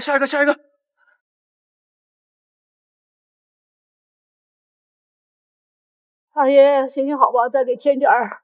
我儿媳妇都病得动不了了，她肚里还有孩子呢，那可是我们全家唯一的种，再给添点饭烧东西呢。哎，不是我说，你个老不死的东西！九皇子殿下允视你们这些贱民，你们不感恩戴德，还嫌少！老天爷，你为什么这样对我啊？我只是想给我的儿媳妇和我未出生的孙子掉点粥啊！活该！下一个，快点！不是你谁啊？这还算是粥吗？米粒没有几颗，里面全是水，还有石子和沙子。你们这些混蛋就这么赈灾的？混腻歪了！我告诉你，这可是九皇子殿下代表朝廷的赈灾。不是，我说你小子，你来捣蛋的吧？想死吧你！还想死的是你啊！10万两雪花银，换来的就是这些银沙。我今天不杀个血流成河，你们这些狗官都不知道什么叫怕！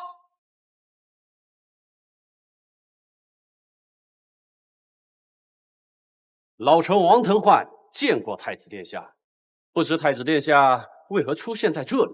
臣弟见过太子殿下。一群人费尽心思给你捞个博名声的机会，你就是这么给我博的？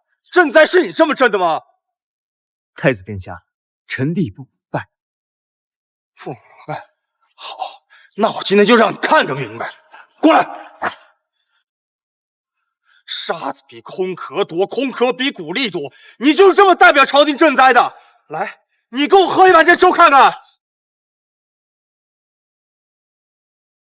太子殿下，我真的不知道，这些都是他们安排好的，我只是过来露个面，接受灾民的感激罢了。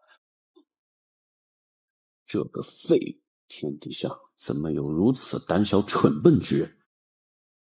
太子殿下不会呀！这粮食实在难买，有钱都买不到毫米，臣也是无奈之举呀。太子，这米再差，总比那草根树皮要好啊！好一个比草根树皮好，好一个有钱也买不到毫米。你是把本太子也当做九皇子这种蠢货任你欺骗吗？京城附近的粮价早已恢复正常，什么样的毫米买不到？你拿这种垃圾来滥竽充数，肥的是你自己的腰包，毁的是朝廷的名声。来人，把这个混蛋给我拖下去砍了！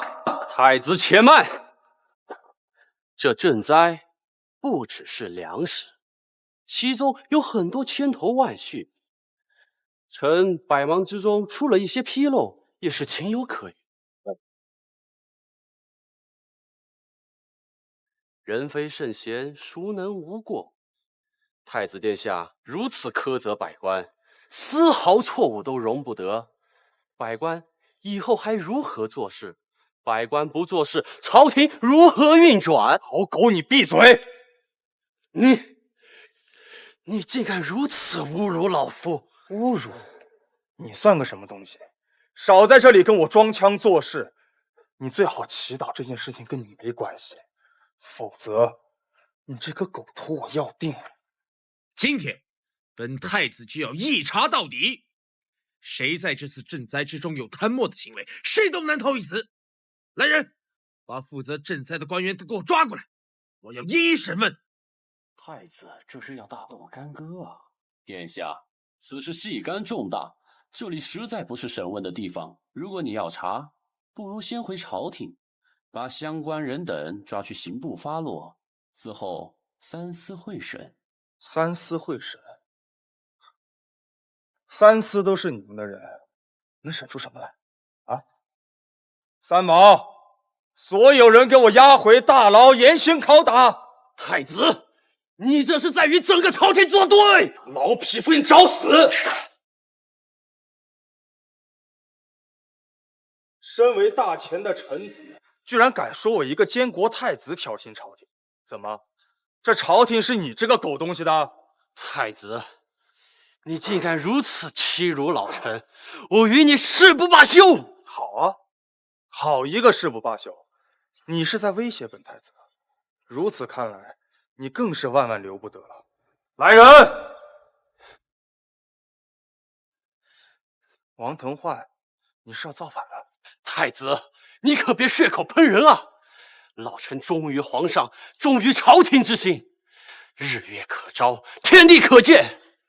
而你只是一个太子，还没登基呢，行事就如此狠辣霸道，丝毫不顾忠臣的感受。就你还是忠臣？忠臣会拿着刀对着当朝太子吗？老臣这是逼不得已，只能自保。等回到京城，必要联合朝廷大臣上书，让你放下这监国之权。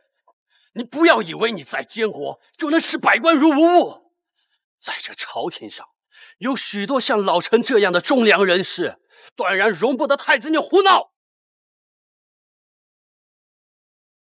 老匹夫，你说本太子霸道狠辣，那今日本太子就给你霸道狠辣看看。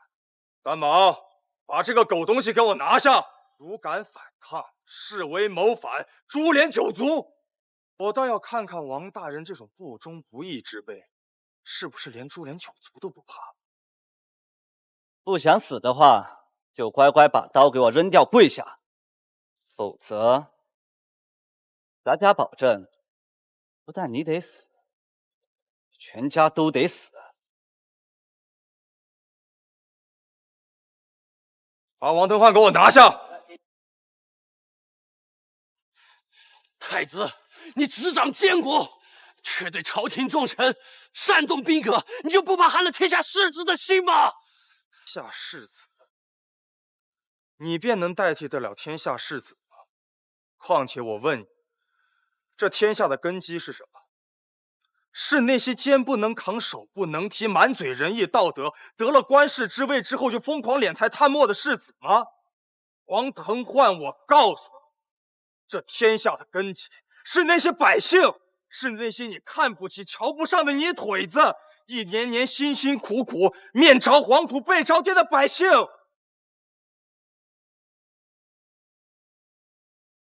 让你们来赈灾，你们却根本不把这些百姓来当人。今天，我就先用你的狗头来祭奠那些无辜枉死的百姓。之后，这次赈灾涉及贪墨的人员，全部都回去陪你。拖下去，杀了！太子，你不知死活，丞相大人不会放过你的！丞相大人不会放过你的！啊！让你来赈灾，你却被这群贪官污吏耍得团团转，真是把皇族的脸面都丢尽了。自己滚回去，领30大板！滚！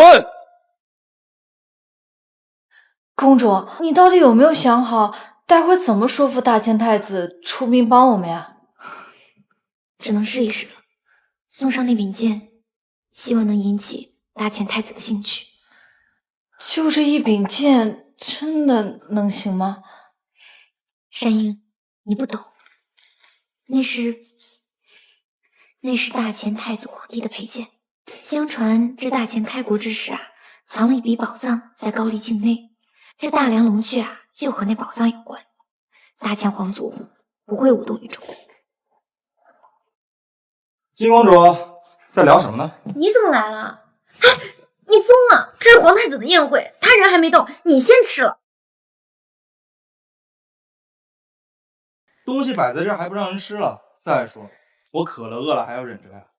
放心吧，咱们太子殿下人很好的，一点也不小气。胡言乱语也要分场合，你这么放肆，不要命了？金公主是不是爱上我了？这么快喜欢？你要死啊！在这里胡闹，被人看到了，麻烦就大了。怕什么？他们人都还没来呢。再说了，有我在，你别怕。求你了，你别乱来了。等宴会结束了，你想怎么样都行。这宴会对我很重要，我不能失礼。好，我不乱来。但是你可答应我了，等宴会结束了，怎么样都行。你无赖！无赖怎么了？无赖能帮你办成事儿，那就是很了不起。你求了那么多高官，还不是收钱不办事儿？哎，对了，宴会结束之后别走，教你点新的。你全是污言秽语，我才不听你！哎，那可是皇太子的位置，你别胡来！宣宰相与大将军进殿。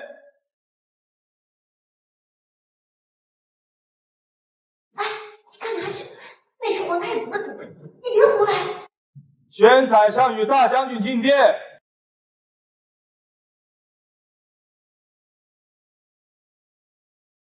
他居然是太子，这个贪婪好色的家伙，居然是大秦的皇太子，这怎么可能？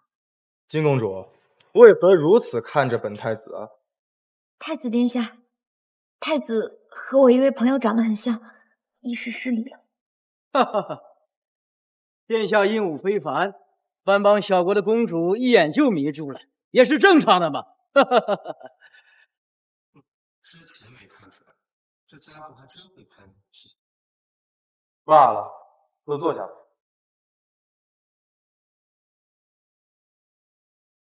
高丽使团千里迢迢来到京城，恐怕是有要事相商。但父皇龙体欠安，我代父皇招待诸位。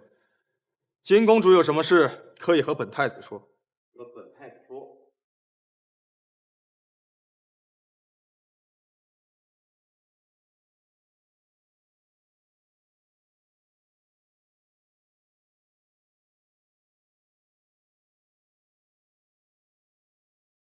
高丽使臣金雪熙有国礼一份，献给陛下。好剑呐！将军果然是识货之人。此剑名为大梁龙雀，是大前太祖之佩剑。此剑名为大梁龙雀，是大前太祖之佩剑。高丽王室偶然所得，正要追寻其根源，国内就爆发了战乱。高丽不敢藏此国之重器，特献与大前，希望完璧归赵。这天底下，只有大前皇帝和太子殿下能配得上此剑。好，拿来。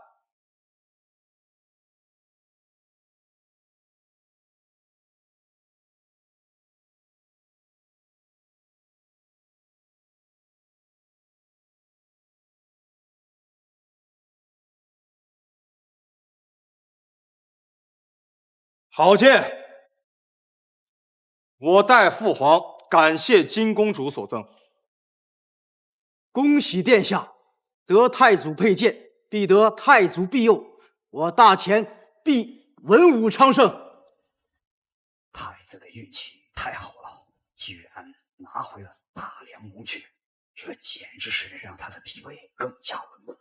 不行，太子不能留。太子殿下，金雪熙有一事相求。但说无妨。1个月前，东瀛倭寇数百艘战船登陆我高丽海岸，进攻我高丽国土。高丽国力虚弱，不敌倭寇，节节败退。那些倭寇生性残忍，所到之处烧杀劫掠，无恶不作。我高丽已经濒临亡国，特求大前能够派兵援助，还我高丽一个公道。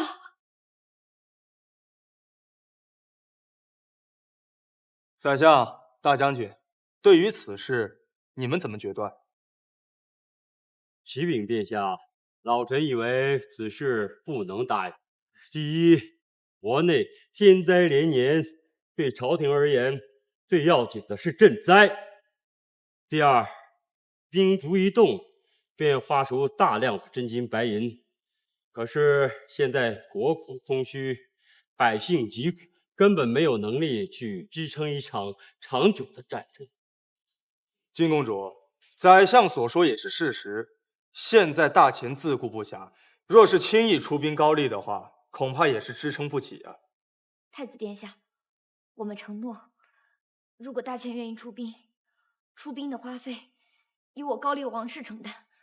另外，如果大前愿意出兵，我们保证会找到太祖宝藏，献给大前。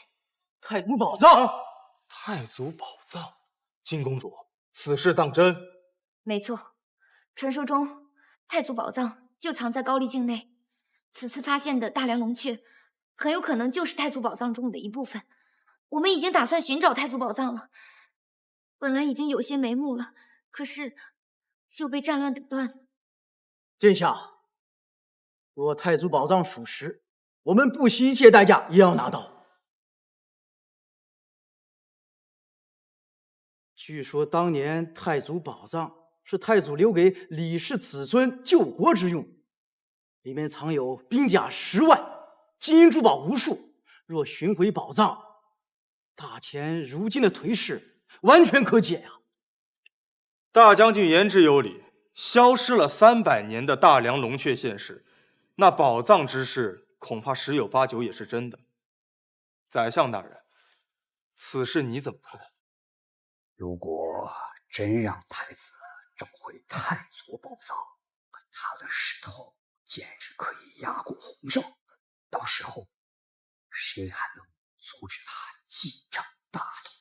启禀太子殿下，为了缥缈的太祖宝藏远征高丽，老臣以为实属不智之举。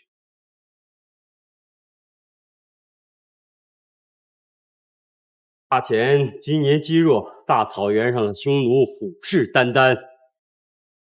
我们一旦被卷入高丽这场战争，无论是胜负，我们都会元气大伤。到时匈奴袭来，我大前还是危在旦夕呀。还请太子殿下以黎民百姓为重，以江山社稷为重，暂时休养生息，不要与强敌血拼。好，好，好，宰相大人说的非常好啊。可是宰相大人，你似乎忘了一件事：我们大前的江山，从来不是靠委曲求全得来的，而是先祖手持大梁龙阙，于金戈铁马之中一步一步打上来的。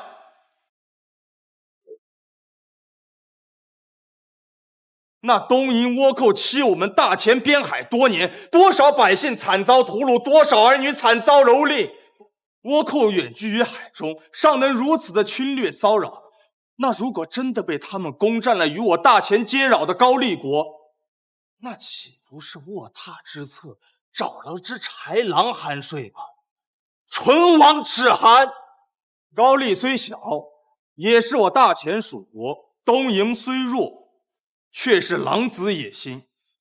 现在如果不趁其弱小将其灭杀，难道要等到他不断壮大，直到不得不打时，才与其决一死战吗？如今寒冬，草原上冰天雪地，匈奴自顾不暇，此等乃是我之天赐良机。宰相大人，请问你想等到来年春暖花开，同时承受匈奴与倭寇的左右夹击吗？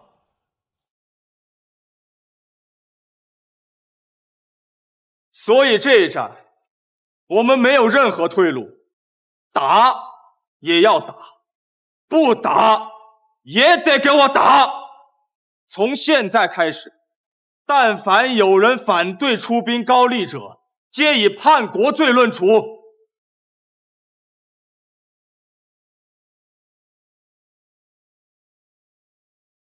殿下英明神武，微臣愿领兵杀尽倭寇，夺回宝藏。好，大将军果然忠肝义胆。出兵高丽之事，就由大将军全权负责，各部门必须配合。1个月内杀尽倭寇，寻回太祖宝藏。微臣领旨。臣等遵旨。太子绝不能动，必须要让赵律动手了。有东西，待寻回太祖宝藏，这是下你之日。